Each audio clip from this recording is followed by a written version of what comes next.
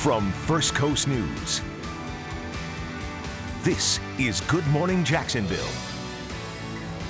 We continue to follow this breaking news from 6 o'clock. A store clerk shot by a man robbing his store on Jacksonville's south side. Now police say they are searching for an armed and dangerous robber. Alex Sather is going to have the very latest on this case. Just 2 minutes. Stay put. And developing right now, the Congressional Budget Office releases its newest report about a Republican health care bill. It says the new plan will leave 22 million Americans without insurance by the year 2026. You're going to hear why the White House does not agree with the report in just 5 minutes. Last night's fast-moving storms came with some very big problems. Right now, it's speculated that lightning most likely started this house fire in Nocatee last night. Firefighters had to evacuate surrounding homes as well because of just how big that fire turned out to be. Look at those pictures. You can see it there. No injuries reported here, though. Let us check on today's forecast with meteorologist Mike Penley. But looking back for just a moment, hey, back, but as we do look forward. Let's do that. But thousands of lightning strikes and intense lightning there in that area, too. Yeah, okay, so we get a break. Let's take a look at why it was so intense. Well, we got our pool time, first of all, this morning. So we'll start our Tuesday on the positive note, 88 degrees, pool time between, about 8 and noon, UV index of 10, but storm time returns at 1 o'clock. And I'm concerned, like yesterday, about that lightning, up to 10,000 strikes per hour. Here is why that lightning was more intense than usual. We had an unusually high amounts of ice in the cloud. The higher the amount of ice in the mid and upper levels of the cloud, the louder the thunder, the more intense and the lightning. And unfortunately, we're talking about a repeat today. In fact, with a front, the same stormy front draped right across the heart of the area. We're talking about more heavy rain. And notice the precision forecast. The start time is earlier today between 1 and 2.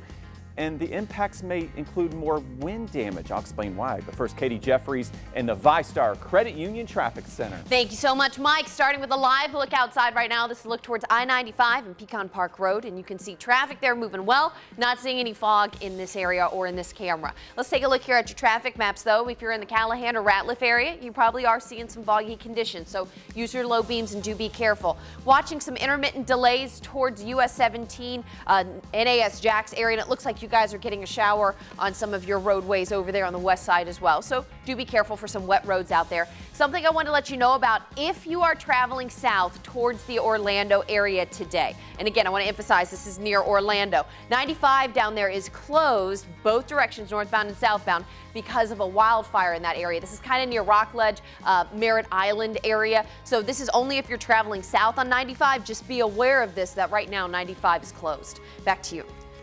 Thanks for that, Katie. Your time now is 6:03. We want to get back to that breaking news we've been following overnight into the early morning. This is on Jacksonville's south side.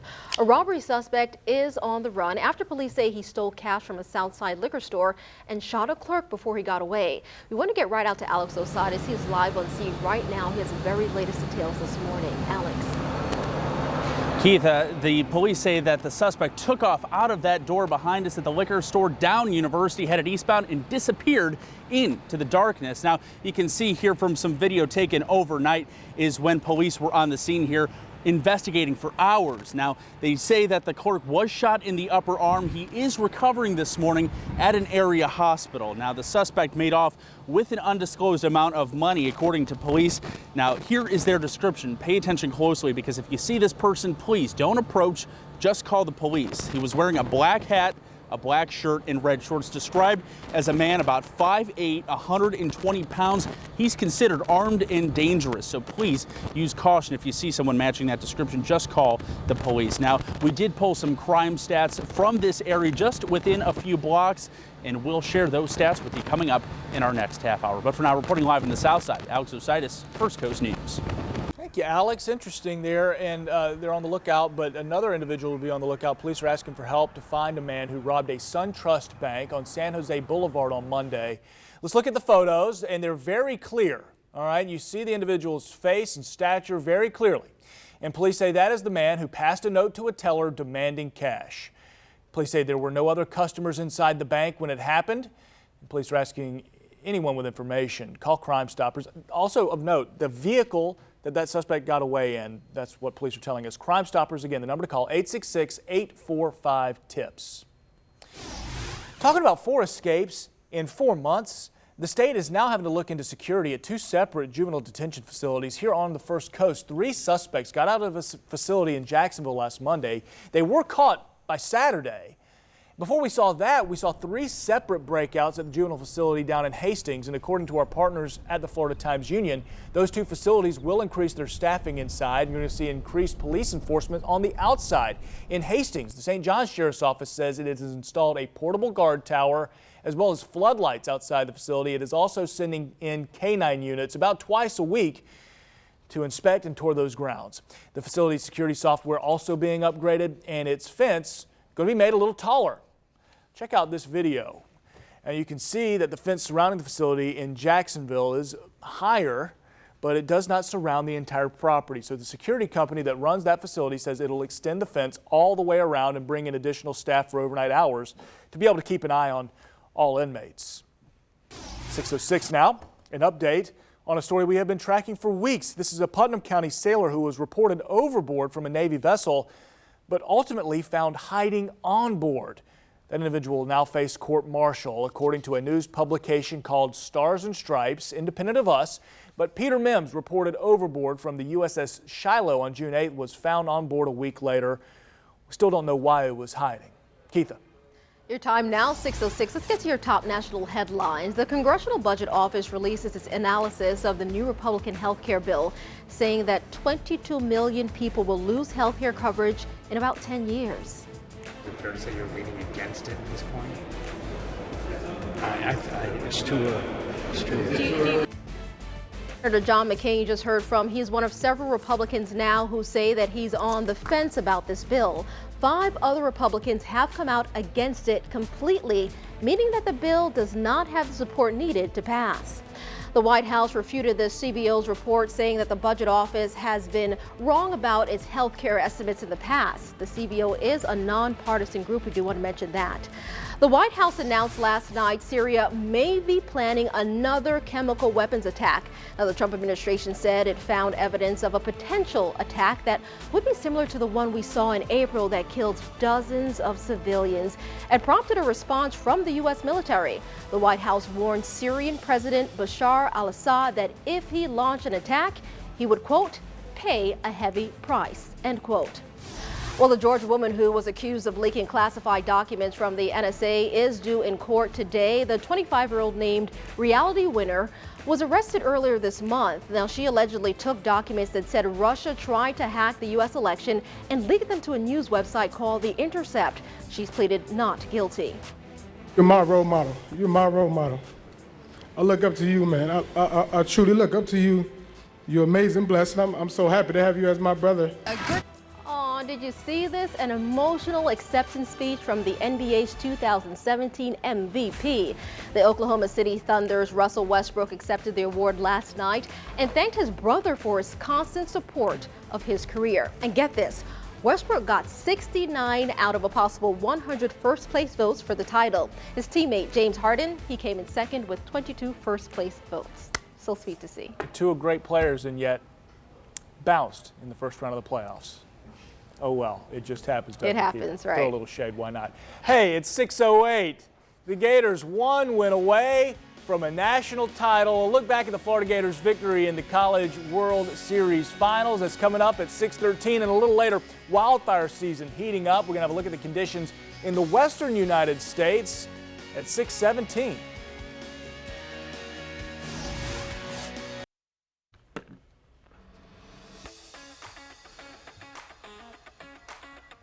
Good morning. Yes, get in that beach and pool time early. In fact, a few misty showers left over, but this morning would be our dry time of day. So we got the pool time before noon, and then check it out, storm time comes earlier. Here's my big concern today. Timing a little earlier. Okay, so we got that front across the area, the same front that brought the storms the last 2 days. Today will be the 3rd straight day. Frequent lightning, more of a wind or downburst threat. Okay, so some 50 to 60 mile per hour winds this afternoon, especially by 2, 3 o'clock, and then small hail. As we look at our precision forecast, there's the start time earlier, early afternoon, but it could end earlier, so a little better for the evening plans. Maybe even a rainbow walk with the dogs by 7 p.m. But here's the problem: another 1 to 2 inches plus of rain from the west side to the south side.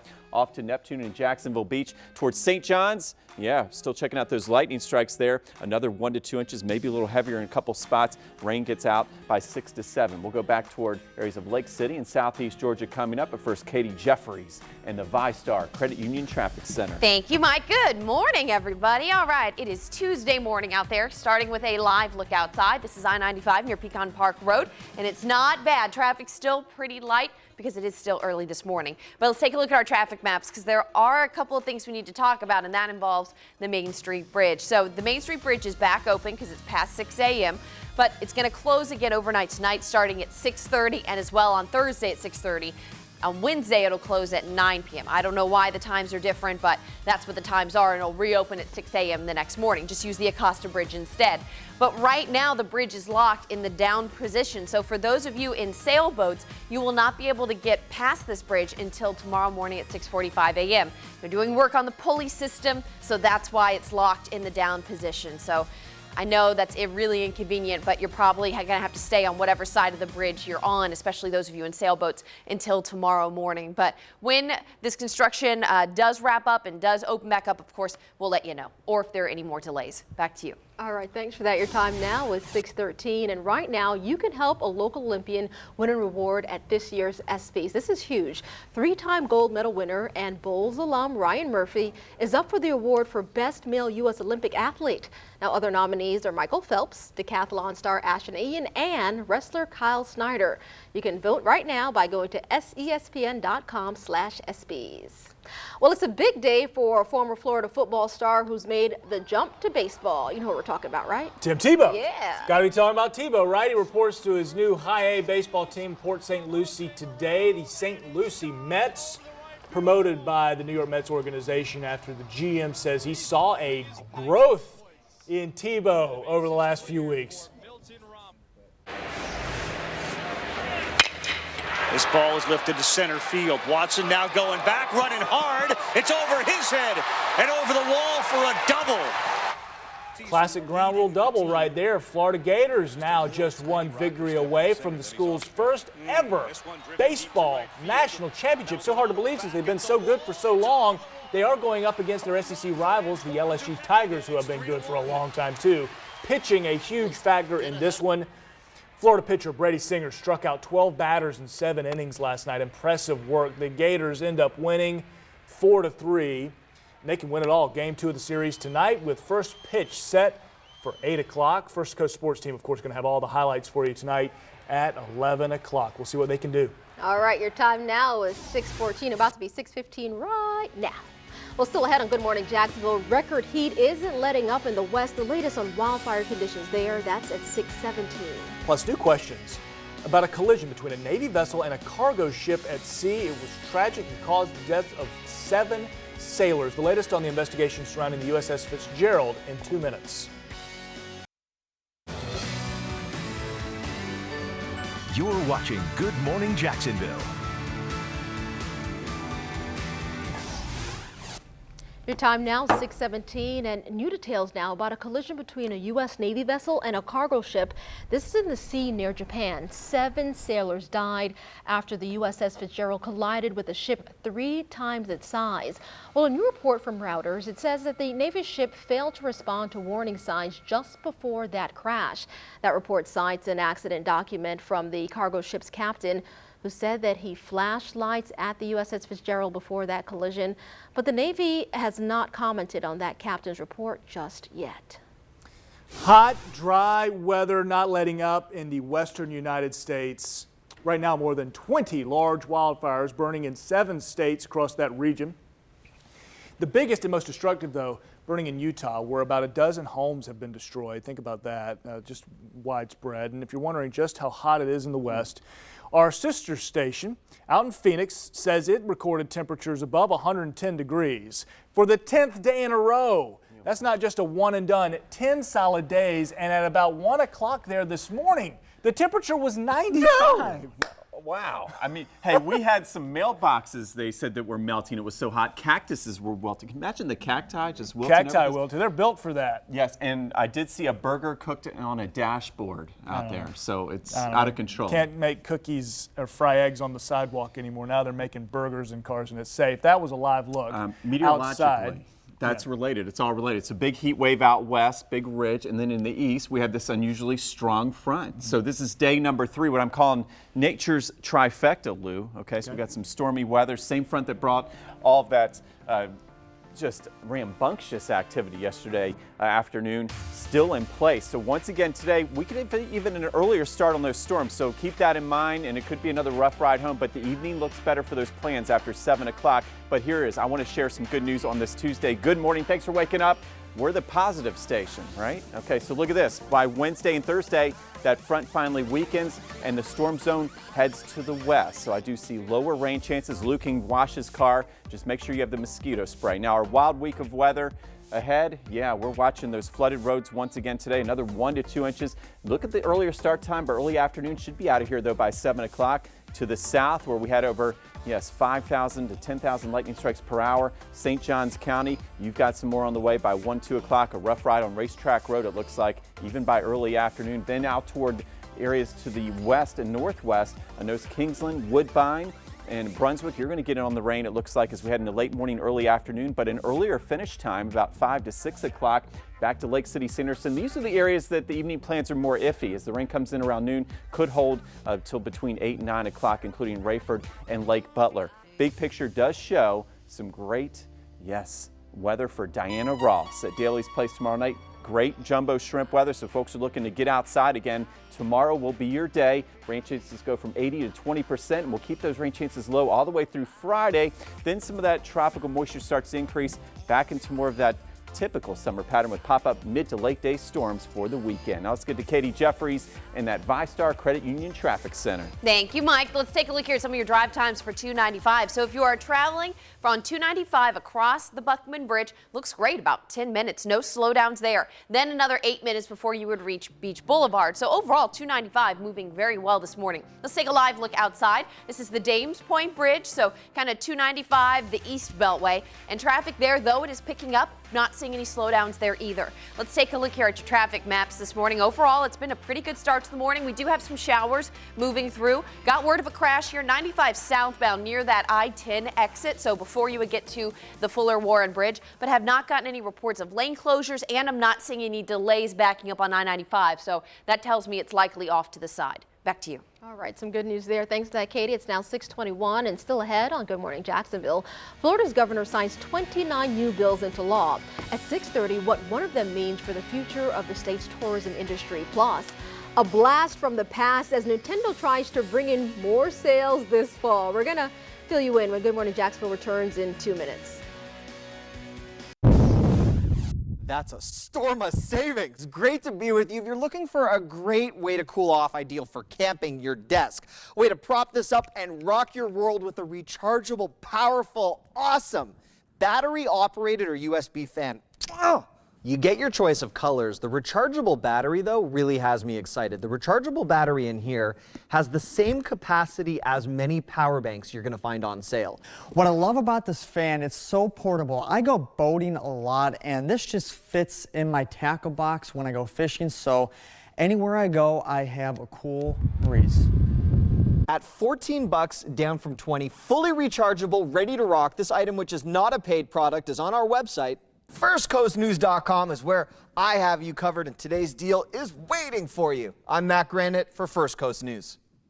He's always so excited, and I love it. All right, your time now is 6:25, so you don't have to go far to take a trip to Mars. This is very cool. The Kennedy Space Center has created a new attraction, allowing people to take a virtual mission to the Red Planet. You ride on a bus to see what it would be like to drive there. It's a part of the center's Summer of Mars, centered around NASA's goal to send humans to the Red Planet by the year 2030. Can they make it happen? Another blast from the past from a Nintendo console. Check it out. Nintendo says it is re-releasing the Super Nintendo console.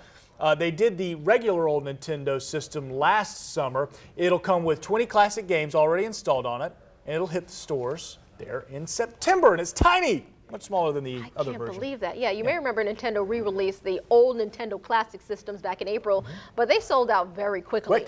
So the company says it'll ship more Super Nintendos to stores to make sure that they don't go out so quickly. You know what I'm going to do? Now I've got the itch. I can't wait. You go to eBay or you go to a gaming store around town. You can find the actual classics, vintage ones. They'll repurpose them. Probably about $100. Yeah. Totally you know what's stuck in my head right now, right? What? Oh, we're going to have to go to commercial break, because I'll sing that with you.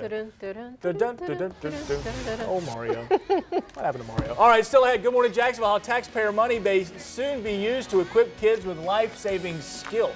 Plus, the latest on some breaking news we've been following overnight into the early morning out of Jacksonville. A store clerk is shot while someone robs a store. We're back in just 2 minutes for the details.